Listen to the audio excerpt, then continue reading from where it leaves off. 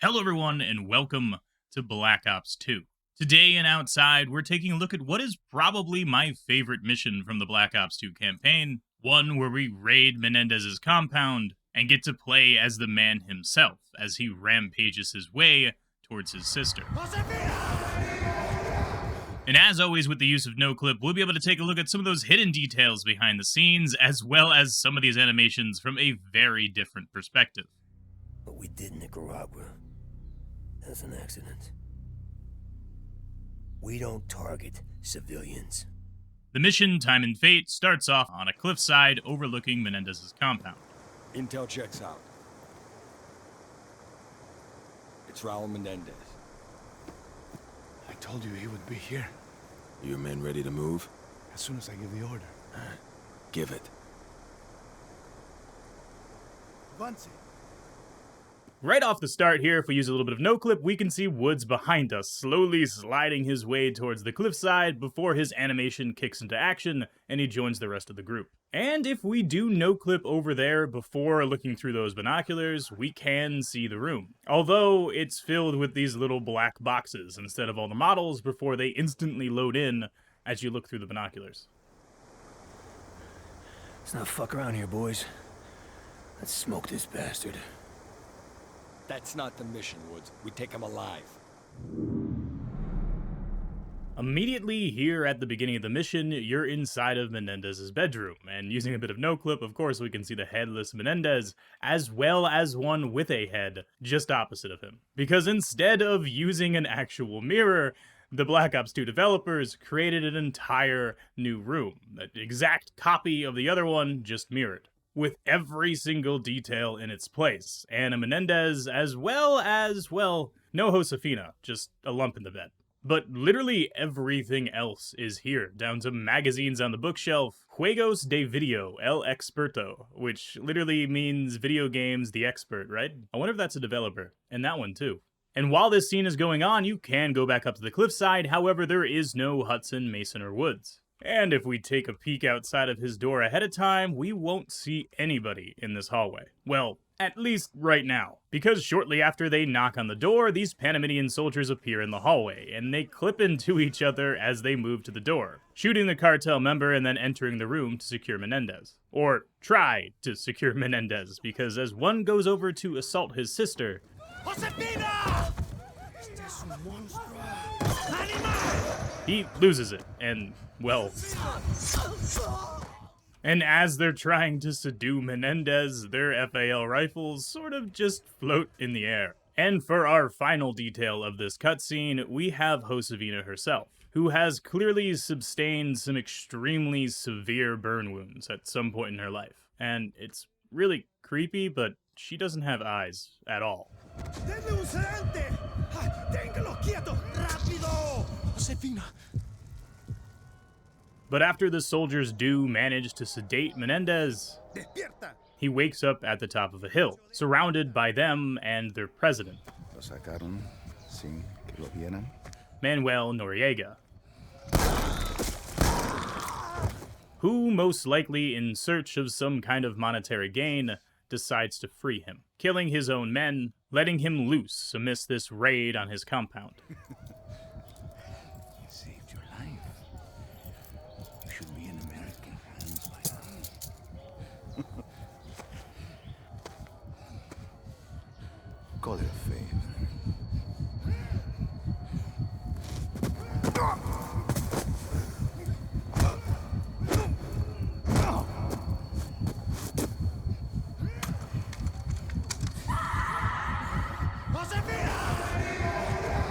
And during this, we can take a look at this gun model for the Spaz 12, which looks a lot more like the Black Ops 1 version, as many of you guys have pointed out in the comments of the last episode. But we can see the moment that he picks this up, and immediately it disappears, and you're given the normal Black Ops 2 model, the stock is unfolded, which sort of gives it a bit of a different vibe while still being the same exact weapon. And immediately we can realize that we have been teleported to the opposite end of the map.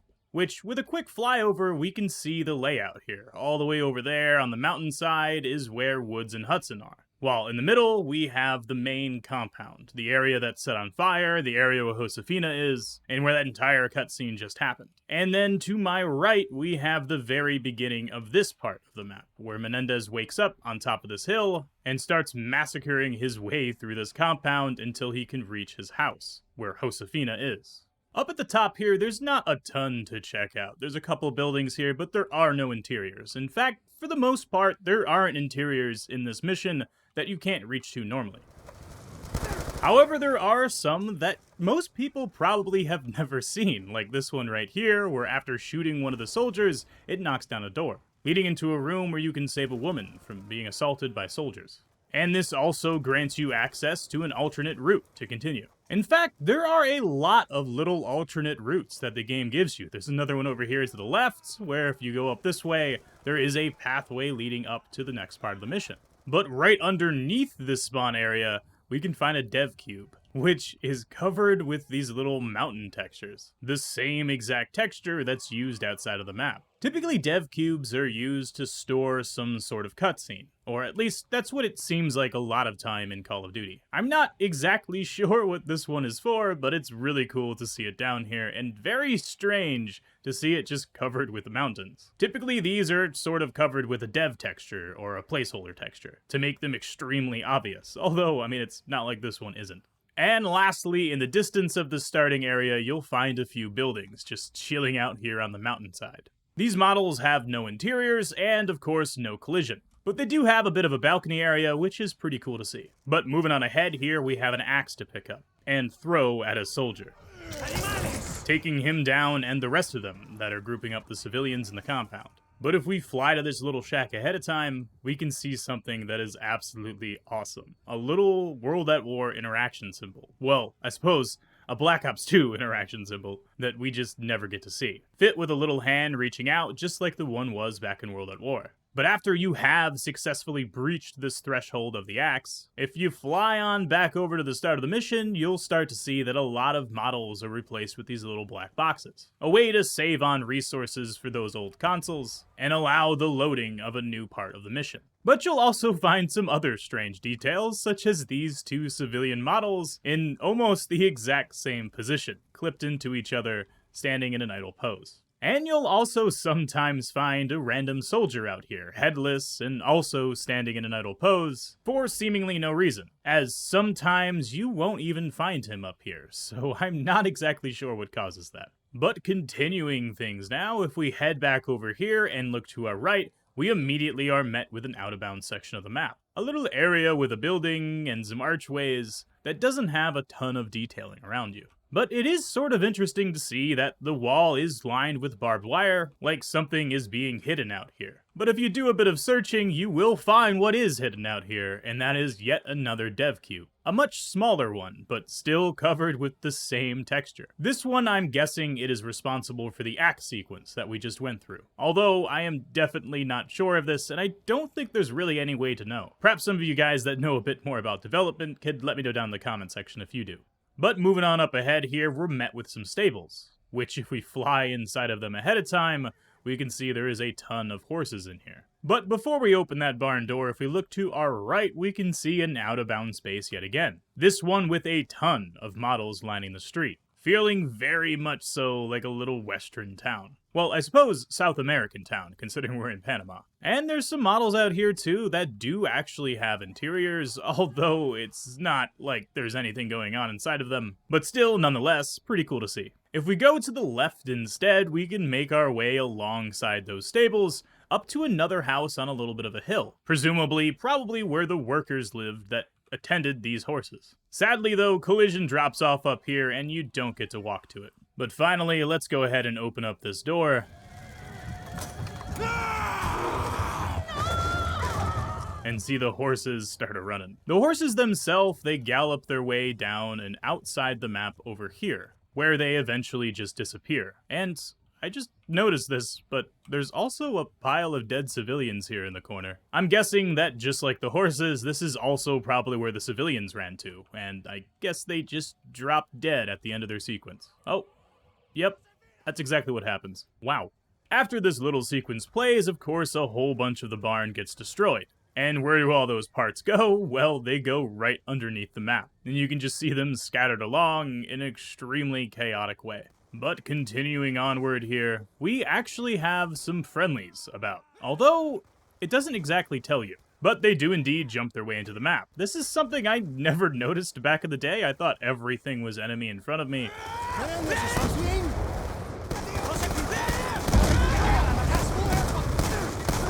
But funny enough, there is actually some dialogue between you and these cartel members, which I have never noticed before. But we can take a look at where they came from, and there's just this little pathway outside the map. Although, I say little pathway, but if we continue onward, we can see that it also continues onward, all the way stretching to the end of the texture. It's pretty cool to see that this kind of thing is just baked into the map itself, even though the developers decided to put up a wall here and cut it off short. But as we continue onward, we get to see some more of these alternate pathways. One of them here inside of this building, connecting the two of them, while the right side doesn't really have one this time, and instead it's a little bit more open-ended, with a couple buildings that you can work your way through. And one of these in particular has some really cool Easter eggs inside of it. First of all, if we look closely at these post-it notes, we can see some little ones such as Save the Whales, Recycle, and another one that says Pick Up In-Laws. But there's also a post-it note that says, Zombies are coming. A little hint, of course, at the zombies mode, which I absolutely love. But that's not the only Easter egg in this little room. If we fly on over here, we can see there's some folders on the table, which are relatively normal. However, if we get up close and personal to them, we can see that they are the models from Black Ops 1, with the same Damien got Roe written on their label, just like they were in Black Ops 1's 5, hidden away outside of the map.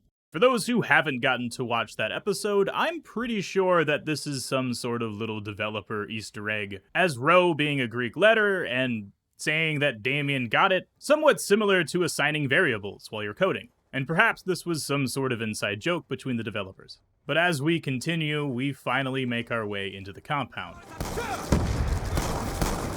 clearing it out of all these Panamanian soldiers. But after doing so with a little bit of no clip, if we look to our right-hand side here and go through this fence, we can find the same courtyard that Hudson, Woods, and Mason eventually fight their way through. And funny enough, this building right here, if we clip on through it, we can see that it is the one that has that hatch down towards the Coke lab. But sadly, there is no interior inside of this building. These doors do not connect, although you could kind of see how they would. And of course, to the left, there is this little area, which is not out-of-bound space, as you, playing as Mason along with Woods, run on through here up to this door, which coincidentally, as we go inside, is the hallway where Raul Menendez's room is. And here, during this part of the game, it's filled with these little black boxes. All of these models are loaded out. However, the mirror room, as you can see, has the same exact thing going on with it. Ahead of time here, there is no Woods, there is no Mason, and there is no Hudson. No one is here inside of the building. But of course, as you enter the house, well, they all spawn in. And you get to see them come through the door, both Mason and Woods, as they have a little bit of an interaction that is extremely glitchy, and a grenade flies into the room. Menendez's sister Josefina died in the blast? Who threw the grenade? I had no idea she was there, David. I just saw Menendez and I lost my shit. Frank, you don't lose your shit. What the fuck did Menendez do to you in Angola? Menendez, he wanted to know what the CIA had on him. He tortured my men in front of me. Thought I'd break. When I watched my team die, then he dumped us in a tin can and locked the door. Left me in there for weeks. So yeah, next time I saw Menendez, I lost my shit. What the fuck would you do? Who's the girl? Doesn't matter, she's not a target. Probably just a whore. And here it is again, looking at this same sequence through some binoculars. And those soldiers are actually outside the door this time. And funny enough, unlike the scene that you get to see up close, their animations do not clip into each other. They make a pretty smooth entry, and I'm pretty sure that this is a different mocap. Perhaps a different take that was made on the same day. that they decided to use for the sequence and not the beginning one. And during the sequence, it looks like Josefina actually isn't there in the bed this time. Sort of a weird detail, but pretty funny to see that she is absent completely. But of course, right after you're done looking through your binoculars, if you fly on over to Menendez's bedroom, there is no more Menendez, there is just a bunch of black boxes. And a door that's just sitting in the middle of the room. The area is set up and ready for a later part in the mission when you actually get here, and get to see it from a different perspective, that of Mason's eyes. But we can also see that the entirety of the mission is still here, you can get it to load in, but of course a lot of the models don't exactly come with it.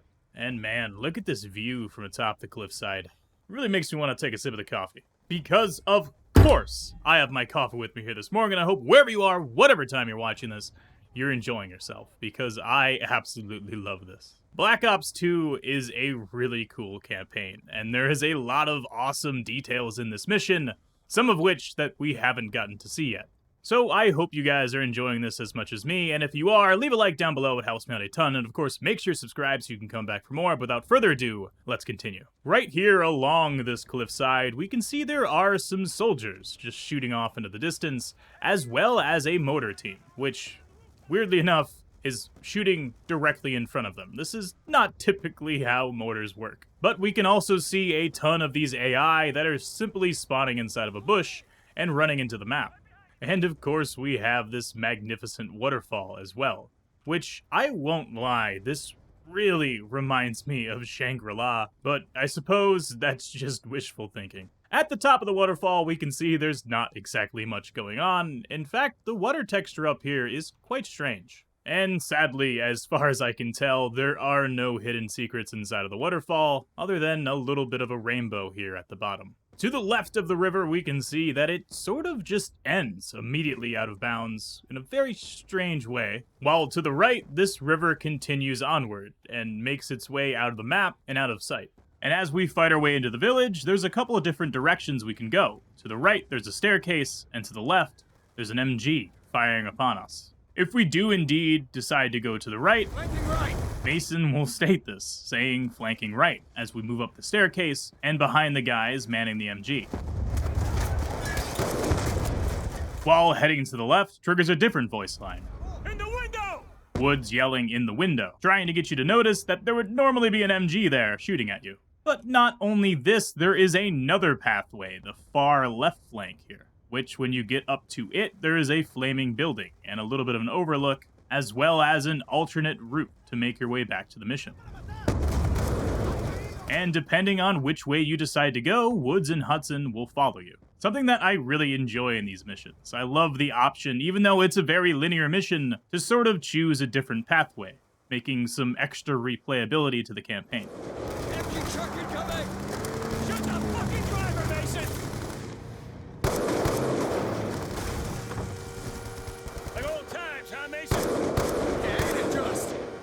And right after that truck scene, to our left is an out-of-bounds space, although not entirely all that much going on here. Just a little road leading off into the woods that cuts off pretty much immediately after the vegetation. But continuing onward, Guys in the windows! there's some more things to see up ahead.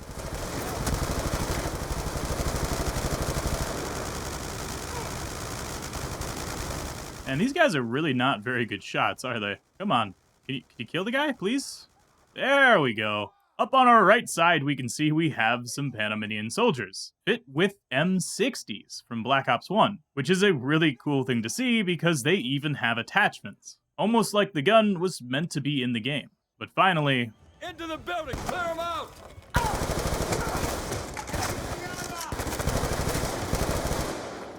On me! Let's clear the building and make our way upstairs, where we get a little look at Menendez. Wait.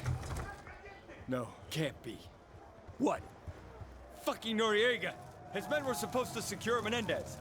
And funny enough, he's holding an AK-47 and not a Spaz 12, so I guess the game sort of assumes that you would have picked one up. And you can see his animation here as he holds the gun crooked, sort of pretending to shoot it at some things, and actually spin around in a circle. Little celebration animation before disappearing. The horses this time almost instantly despawn when they get out of sight, And of course, there is a ton of little black boxes still hanging around here. But as we continue up ahead here, it is really cool to see just how closely connected that Menendez section of the mission is with the section of the mission that you play as Mason. They are quite literally right next to each other.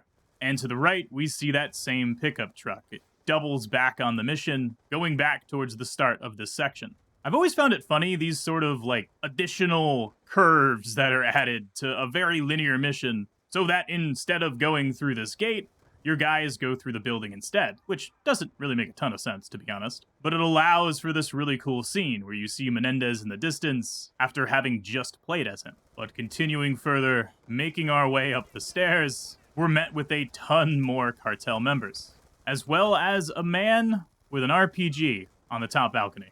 This little area does have a few little spaces that I believe are used to spawn the AI. But other than that, there is no interior to this building, unfortunately, as the front door, well, it looks mysterious and feels like there should be something here.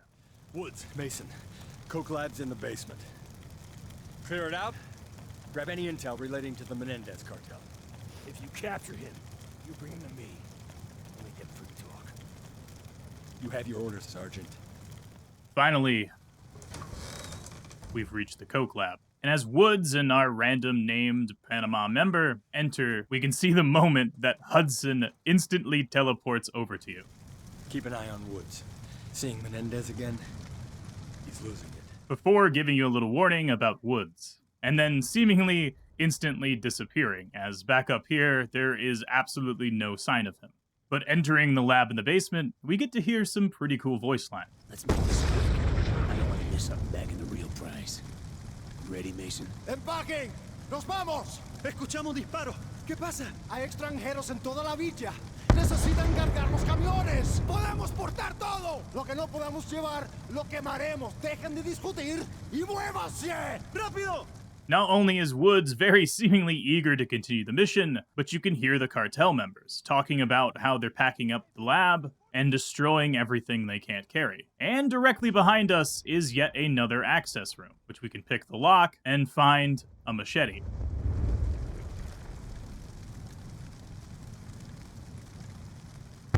As well as a whole bunch of guns here too. But moving further into the lab, we make contact. And I'll be real, it's really hard here not to shoot the civilians as they sort of run all about, with coke dust literally in the air as well. And using some no-clip, if you fly on past the majority of the enemies, you can find a few over here just pouring gasoline and shoving papers into the fire. None of these papers, however, seem to have any real details on them, and you can see the moment that they despawn as he throws more and more on the ground. And it is really funny to see Woods just standing next to them and them completely ignoring his presence. But of course, if you go back, normally when you enter this checkpoint, you only get a glimpse at them before they put down their materials and begin fighting. This area is a really cool section of the mission, however, there isn't any hidden rooms really here at all, which I was sort of surprised at. I kind of figured that there would be some areas that they spawned the enemy AI, but it doesn't seem to be the case. I mean, the best we have is this really dark tunnel, but other than that, pretty much everything else has absolutely nothing on the other side of these doors. Although we can see the symbol here of the cartel, and it looks like it's a scorpion. I didn't know that. Fucking junkies! Hudson, you scoped that son of a bitch yet? He's inside the house. We're moving on him now. On my way! Negative, Woods. We have the situation under control. Woods! Damn, Woods! Hustle, Mason! I'm not letting this bastard escape! Slow down! As we can see, Woods is very much so eager to continue, just running past the enemy AI. And of course, to our right, the section of the mission that we ran through with Menendez, now filled with a bunch of cartel soldiers. But funny enough, no Menendez. I really feel like this was a missed opportunity. Being able to see him enter the front door here would have been really cool. But if we do fly into the building ahead of time, we can see that there is no Hudson or Menendez. There is absolutely nothing here, although the rooms are currently loaded in, and the door is just sitting in the middle. But finally, we reach the doorway. But before we go in there and see that sequence one last time, I want to fly ourselves way out of the map. If we go all the way behind the waterfall, we'll find a little scene just chilling out here. And when we get close, all of the smoke and effects start playing. And although there is a ton of black boxes here and not many of these models are loaded in, it's very obvious that this is definitely Josefina's bedroom. Blown up, and below it seems to be some sort of weapon cache. Perhaps being the reason that the explosion of a singular grenade caused this much damage. And we can see that besides the hallway that you never get to see, there isn't anything else here. The rest of the building does not exist. But we do get a look at the environmental space here with a singular road that is extremely straight. And if you fly back on over to the compound, we can see that this road does not exist in the main map. It's sort of a tacked on addition, and I guess you're just not meant to notice that. And I suppose most people probably would never have, and in fact, I definitely didn't. But I guess there never really was this much space between the house and the wall. Alright, it's time. Let's do it. Let's go!